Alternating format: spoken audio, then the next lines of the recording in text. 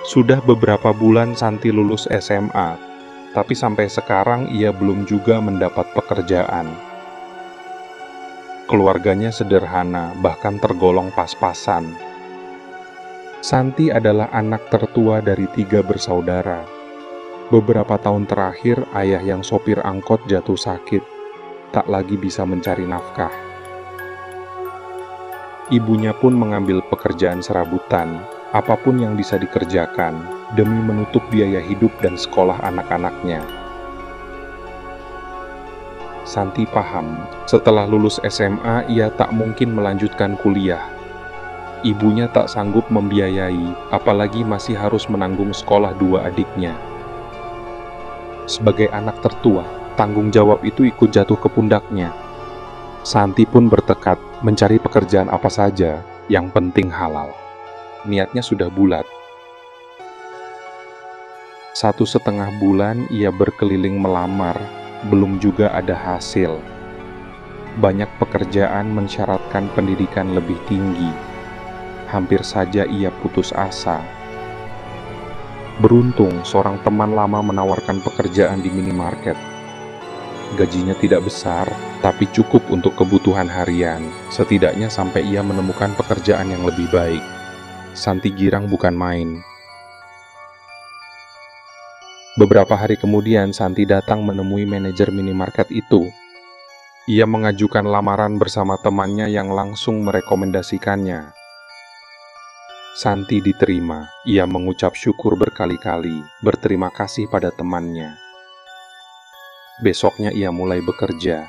Ada satu hal yang sedikit mengganjal. Minimarket tempatnya bertugas berada di kawasan yang masih sepi, dalam tahap pembangunan. Di sekitarnya baru ada beberapa kompleks yang belum ramai dihuni. Pelanggan kebanyakan orang yang melintas jauh dan warga sekitar yang tak banyak jumlahnya. Letaknya dekat pintu keluar masuk jalan tol.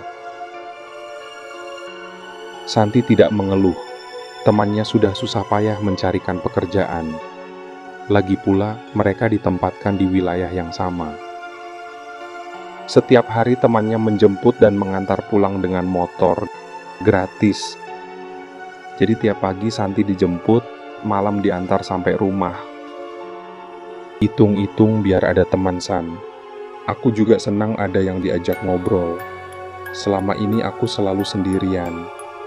Lagi pula aku bantu teman, kamu nggak usah sungkan, aku nggak minta apa-apa. Ujar temannya, namanya Linda, ketika Santi menawarkan sebagian gajinya untuk ongkos harian.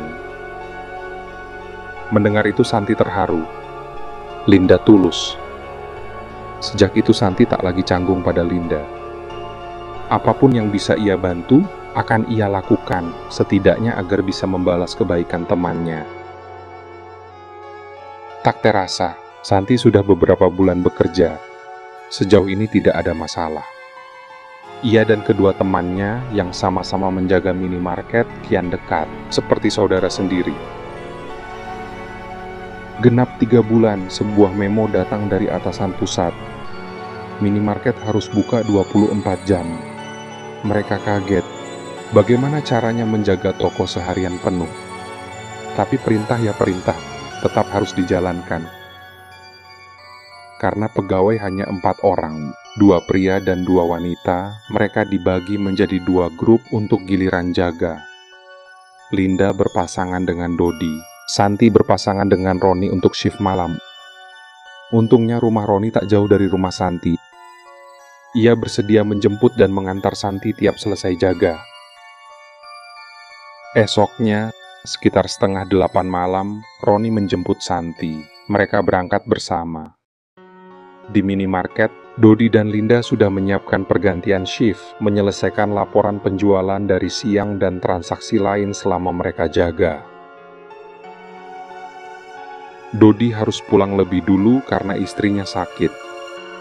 Setelah ganti pakaian, Linda sempat menyalami Santi. Gak apa-apa ya San, kamu jaga malam. Mungkin cuma sementara. Kadang-kadang atasan memang suka gonta-ganti jam buka. Tenang, Roni bisa bantu kalau ada apa-apa, ucap Linda sambil menggenggam tangan Santi. Iya, nggak apa-apa kok. Namanya juga kerja. Kita ikut perintah atasan. Kamu hati-hati di jalannya. Sampai ketemu besok pagi. Balas Santi. Mereka saling melempar senyum. Linda pun pamit. Mulailah giliran jaga malam Santi dan Roni. Beberapa jam pertama, Roni membereskan barang-barang baru datang. Jam dinding menunjukkan pukul 11 malam. Santi berjaga di depan kasir. Sesekali ada yang mampir membeli camilan dan air mineral. Tiba-tiba Roni keluar dari ruang belakang dengan langkah tertatih. Wajahnya berkeringat, pucat. Santi kaget.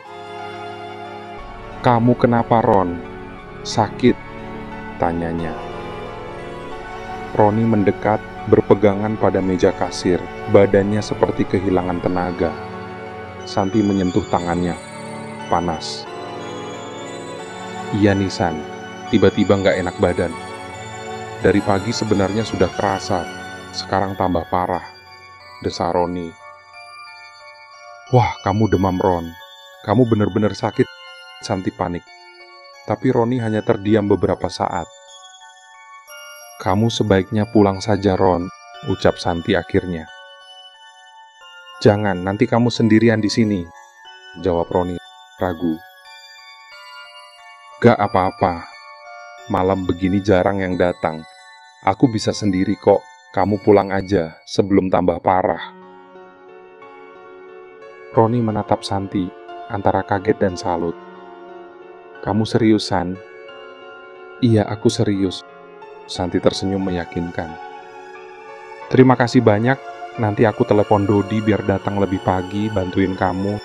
Sekali lagi makasih ya," ucap Roni terharu. "Sama-sama, Ron. Cepat sembuh." Roni segera memakai jaket dan mengambil tasnya yang berada di belakang. Setelah siap, dia langsung berjalan keluar sambil menyempatkan diri berbicara kepada Santi sebelum berangkat. "Kalau ada apa-apa telepon aku ya, San. Kamu hati-hati di sini," titip Roni sebelum pergi. "Iya, Ron. Tenang aja. Kamu istirahat ya," balas Santi. Roni menyalakan mesin motornya, kemudian menggas motornya meninggalkan minimarket. Santi hanya memperhatikannya dari kaca minimarket.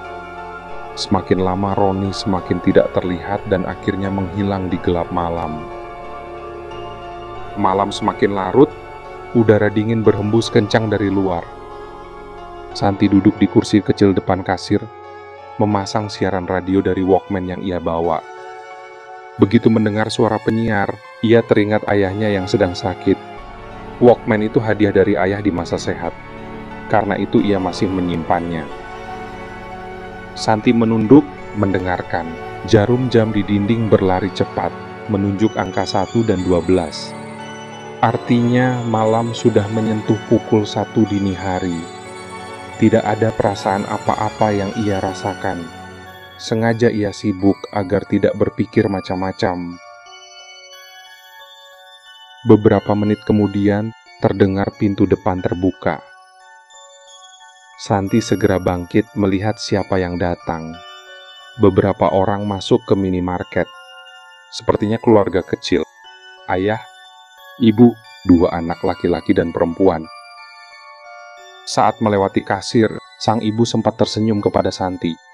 Santi membalasnya. Mereka masuk lebih dalam.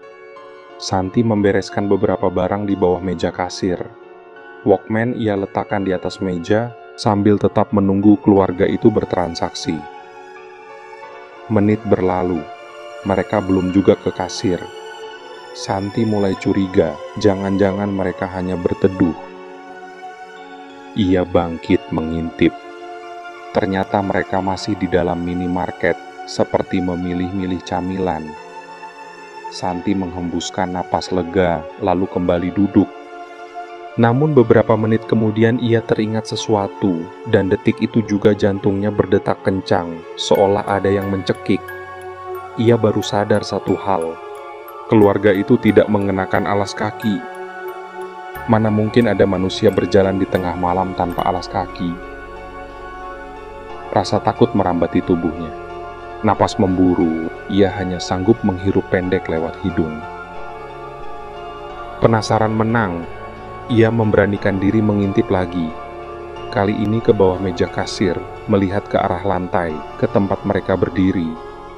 Kaki mereka melayang di udara, dan yang lebih mengerikan adalah kulit kaki mereka gosong. Kulit itu hitam legam, seperti habis terbakar api yang sangat panas.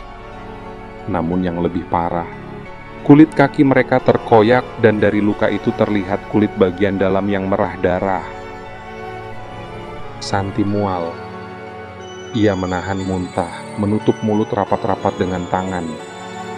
Tubuhnya gemetar, keringat dingin bercucuran di beberapa bagian. Ia ingin lari, tapi tubuhnya lemas dan kaku. Butuh tenaga ekstra untuk sekadar bangkit. Perlahan-lahan ia menegakkan badan, menyembul dari balik meja kasir, mencari keberadaan keluarga itu. Saat ia mengintip, mereka sudah tidak ada. Santi kebingungan kemana perginya mereka. Dalam hati, ia ingin sekali kabur, tapi tanggung jawab menahannya. Mungkin mereka sudah pergi. Ia mencoba menenangkan diri. Sebuah suara berat sangat menyeramkan tiba-tiba terdengar dekat sekali. "Mbak mencari kami ya?" Refleks Santi menoleh. Seketika sekujur tubuhnya seperti tersengat listrik. Keluarga itu berdiri di sisi meja kasir tak jauh darinya. Keadaan mereka kini jauh lebih mengerikan. Seluruh tubuh gosong menghitam, pakaian yang terbakar menempel di kulit. Ibu dan anak perempuan tampak botak. Hanya beberapa helai rambut menancap di kulit kepala yang terkelupas. Selebihnya kulit terbakar berwarna hitam kemerahan. Ayah dan anak laki-laki sama saja. Wajah mereka meleleh, kulit yang mengeras tampak kaku menutupi hampir seluruh permukaan. Yang tersisa hanya mata putih kemerahan menatap tajam ke arah Santi. Tatapan itu bukan tatapan ramah. Itu tatapan kemarahan yang mencekam. Bau gosong menyengat, seperti daging sate yang terlalu lama dibakar di atas bara. Santi kalut. Jantungnya berpacu hingga dadanya panas dan hampir pecah. Ia tidak mampu menahan rasa takut yang memuncak. Teriakan pecah dari tenggorokannya. Cukup keras, namun tidak ada satupun yang mendengar. Jalan itu begitu sepi. Seketika teriakannya terputus, tubuhnya ambruk ke lantai. Santi pingsan. Suara menyeramkan itu memudar. Lama-kelamaan makhluk-makhluk itu menghilang dari minimarket, meninggalkan Santi yang tidak sadar. Keesokan paginya, Dodi terkejut mendapati Santi tergeletak di bawah meja kasir. Ia segera membawanya ke belakang, lalu memanggil teman-teman lain. Beberapa menit kemudian Linda dan Roni datang. Karena kondisi dianggap darurat, Roni memaksa Santi untuk datang. Syukurlah. Tak lama setelah mereka tiba, Santi mulai sadar. Ia langsung memeluk Linda dan menangis. Dodi memastikan keadaan toko aman. Barang-barang tidak hilang atau rusak. Berarti bukan perampokan, katanya pada Roni dan Linda. Saat Santi cukup tenang, mereka bertanya apa yang terjadi. Dengan suara parau, Santi menceritakan semuanya. Teman-temannya kaget. Selama ini tidak pernah ada kejadian aneh di sana. Setelah menenangkan Santi, Roni mengantarnya pulang. Ia berkali-kali minta maaf karena meninggalkannya semalam. Santi yang sudah membaik memaafkannya. "Ini bukan salah kamu, mungkin aku yang sial," ucap Santi pelan. Mereka pun berpisah. Dodi dan Linda kembali menjaga minimarket seperti biasa. Tak lama, sebuah mobil polisi berhenti. 2 petugas masuk, mengambil beberapa minuman, makanan kecil, dan beberapa bungkus rokok. Setelah itu mereka membayar di kasir. Linda agak heran melihat polisi, karena jarang ada polisi mampir. Penasaran, Linda bertanya, Kok tumben, Pak? Ada apa ya? Oh iya, ini lagi ada kecelakaan, jawab salah satu polisi.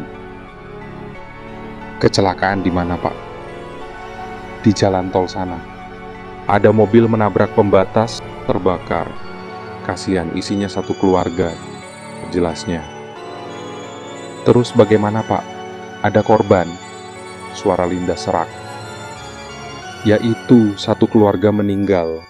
Mereka terkunci di dalam mobil. Jadi berapa, Mbak? Tanya polisi sambil merogoh dompet. Linda mendadak terdiam, teringat cerita Santi. Ia mulai mengerti siapa yang datang tengah malam. Mbak kok bengong? Jadi berapa? Tanya polisi sekali lagi, lebih tegas. Linda tersentak.